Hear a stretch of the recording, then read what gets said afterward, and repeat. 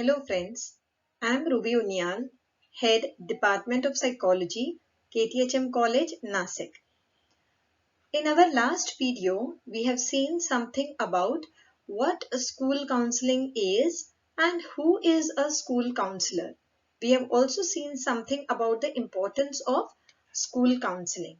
In today's session, we will be talking about roles and responsibilities of a school counselor and also the system of school counseling. Well, considering the counselor's role and responsibilities in school, we are dividing them into different levels. So the first one is the primary level, then we have the secondary school level, and we have the high school level. Now, when we will look at the roles and responsibilities of a counselor in school, we will come across the same points in all the different sections. But of course, the nature of this particular responsibility will be changing as we move from one level to different level. And hence, although the headings will appear similar, but still the description is going to be a bit different. Now, considering the primary level, when we are going to consider the roles and responsibilities of a counselor at the primary level, the first thing that he has to do is the school guidance curriculum. So, in this, what is the work that the counselor has to do? He has to he has to form the academic support, including organizational, then study of test taking skills, goal setting and decision making for the school, career awareness, exploration and planning, education on understanding self and others, peer relationships, coping strategies, and effective social skills, communication, problem solving, and conflict resolution. At times, it can also be substance abuse, education. Then there is also something which is about the multicultural or diversity awareness. When it comes to student planning, that is the second major responsibility of the counselor.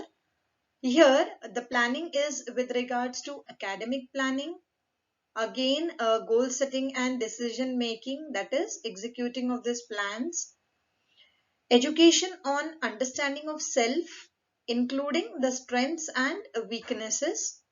Then, if there are any transition plans, this is what the counselor will have to plan. The third area is responsive services. In responsive services, we have individual and small group counselings, individual, family, school crisis intervention, conflict resolution, consultation, collaboration, and referrals. The fourth major part of the counselor is the system support. So he has to work for professional development of the institution, consultation, collaboration, and teaming, sometimes with the other institutions which are of the same parent institute or with other members. Program management and operation. Then in the collaboration, he has to collaborate with parents. When it comes to collaborating with parents, it is about parent education, communication and networking, academic planning.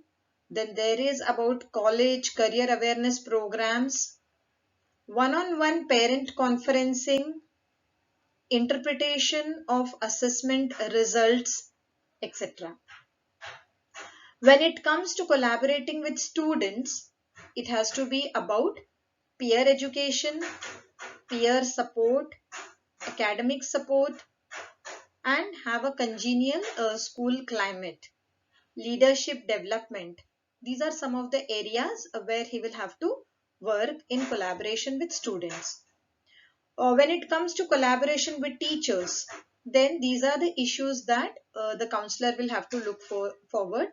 That is classroom guidance activities, academic support to teachers, including learning style assessment and education to help students succeed academically, classroom speakers, at risk students identification and implementation of intervention to enhance success.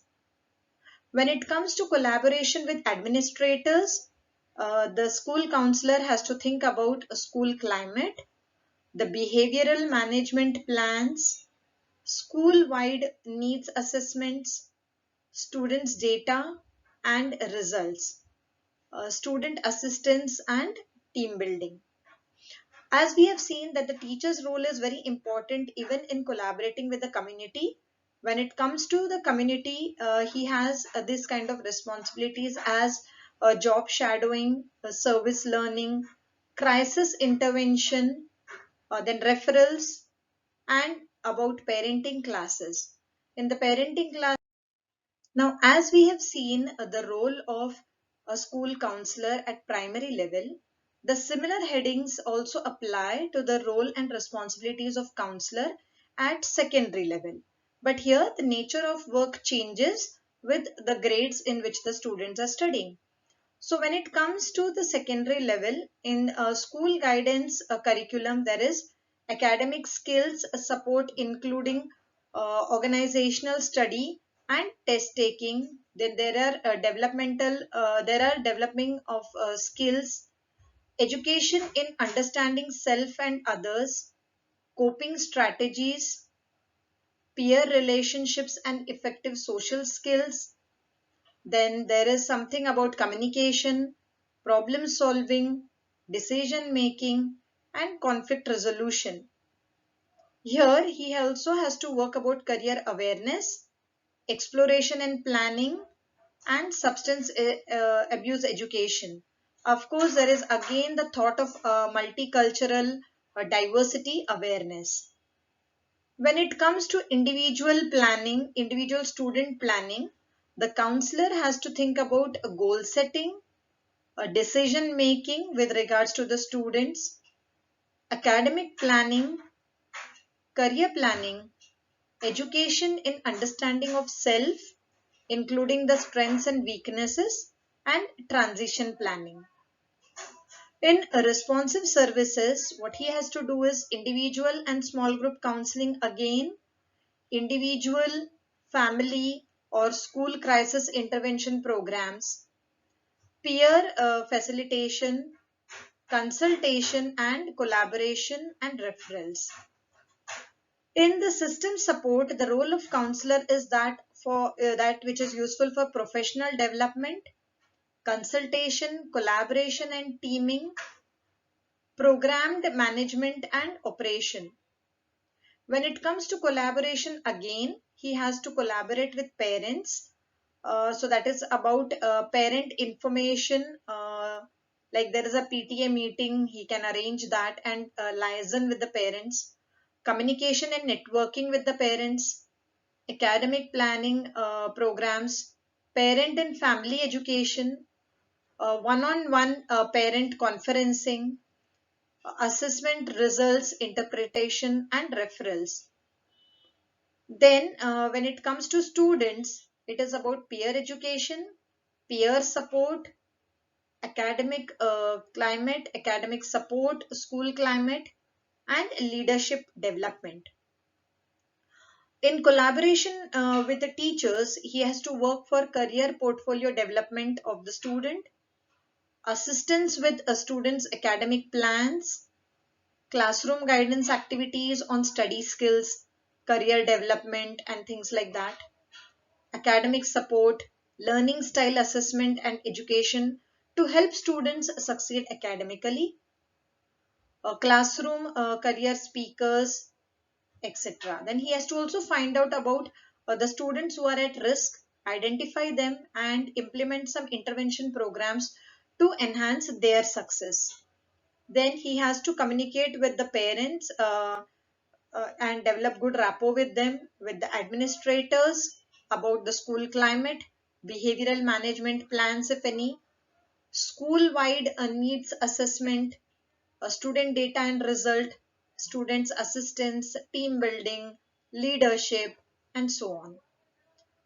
When it comes to society, he has to work for a proper liaising between the members of the society and the school, and some crisis interventions if needed. In parenting classes, again, it is about support groups and career education. Just like we have seen the role and responsibilities of school counselors at primary level and secondary level, similarly, we will see the role of counselors in at high school level. So here, when it comes to classroom guidance, here the counselor is engaged with academic skill support, organizational study and test taking skills, post high school planning and application process, career planning, education in understanding self and others, coping strategies, peer relationships and effective social skills, communication, problem solving, decision making, conflict resolution and study skills. The counselor is also involved with career awareness and the world of work. Then again, there is something about the diversity or multicultural awareness. When it comes to individual student planning, the role of the counselor is important in goal setting, academic plans of the students individually, career plans, problem solving, education and understanding of self, including their strengths and weaknesses, the transition plans.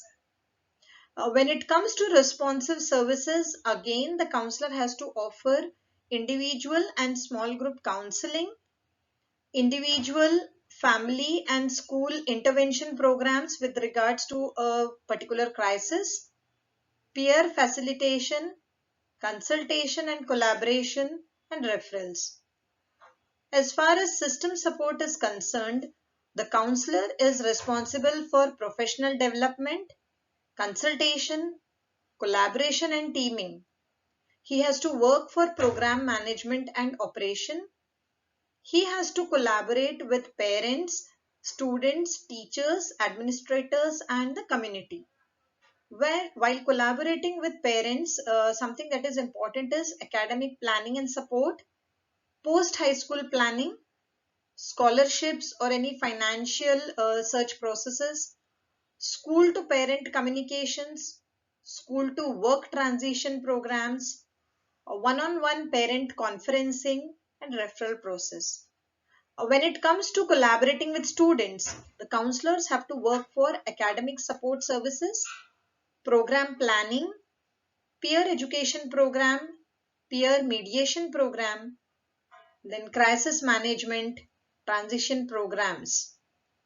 While collaborating with teachers, the important areas where a counselor has to work are portfolio development or providing recommendations and assisting students with the post-secondary application process. That is how they would be going forth to the different junior colleges, or how will they approach in life after the schooling days. Classroom guidance lessons on post-secondary planning, study skills, career development and so on. School to work transition programs, academic support, learning style assessment and education to help students succeed academically. They have to also identify again the students at risk and implement certain intervention programs to enhance success.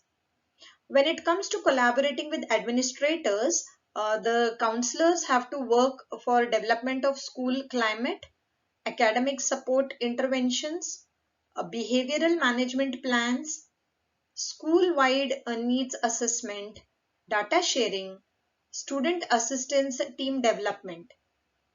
While collaborating with the community, they must think of work-based learning or some part-time job or careers that are available after schooling, any crisis intervention if needed, and give them the career education. Now, just as we have seen the roles and responsibilities of a school counselor at three different levels, Let us now turn to what is the system of a school counseling.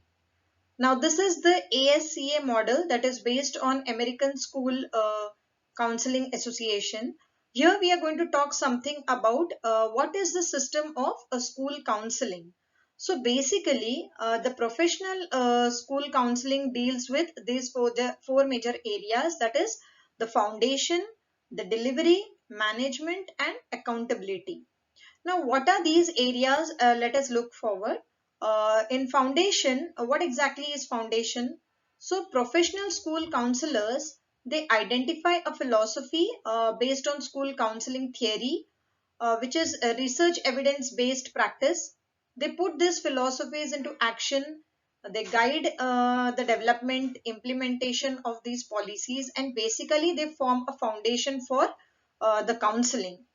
They support the school mission and collaborate with other individuals and organizations to provide counseling to the students in a manner that will promote the all-round development of the student. The second important aspect is delivery. That means where they execute the plan. So the counselors provide culturally competent services to students, parents, guardians, the school staff, that is the teachers, the non-teaching staff, and the community in the different areas that are related to academics. So these areas we have already discussed earlier in the roles and responsibilities of the counselor. These areas are school guidance curriculum, character education, life skills training, specific areas management groups, aptitude and competence training. Then there are some other training programs for different developmental level. And this curriculum is delivered throughout the school's overall curriculum and is systematically presented in classroom and group activities. They also have individual student planning. We have already seen they coordinate the ongoing systematic activities designed to help students establish personal goals and develop future plans. Then there are some responsive services which the counselors give with regards to prevention and intervention activities to meet the students' needs. Then you have individual and group counseling. We have consultation with all stakeholders like parents, teachers, community members, and others. Also, something about peer helping is taken care of in this. Then you have something about management. In the management, what the counselors do is they have a role in the management. That is, the school counselors incorporate organizational processes and tools that are concrete, clearly delineated, and reflective of the school's needs. Then they also think about they have a role to play in the management of the school. They work in the advisory councils that comprise of students, parents, teachers. They review different suggestions with regards to counseling programs. Then they also communicate these suggestions to the stakeholders and other peoples in the organization. In this manner, they try to manage the academics. Collecting and utilizing students' data to effective systemic change within the school system. So every student receives the benefit of the school counseling program. They develop various action plans for prevention and intervention services. They actively encourage active participation in the school counseling program. When it comes to accountability, this is an important feature of the counselors. So the counselors, they develop and implement the data needs driven, standards based and research supported programs, and they are always involved in continuous program evaluation activities to assess how well the programs have been implemented, and they'll try to make changes in these programs. Of course, the students' developmental needs are different at every stage, and hence we are dividing even the counseling processes into the different stages, which we have already seen now. That is, the school counseling is a very challenging job. Students pass through many stages in all areas of their development. So not only are these changes important, but they have to be considered and dealt with very tactfully. And hence, when we talk about counseling, we see that the counseling is also divided into three major areas, and the skills and techniques that the counselor needs to adopt for those areas are different. So we have a primary school student development needs, then we have to consider the middle school students development needs, and also the high school students development needs. And considering the development needs of all the students in the different levels of schooling, the different kinds of counseling programs are implemented by the counselors. So in this manner, we have gone through then the first part of this topic, that is in the educational setting, it's about school counseling. Later on, we are going to see something about counseling of special children.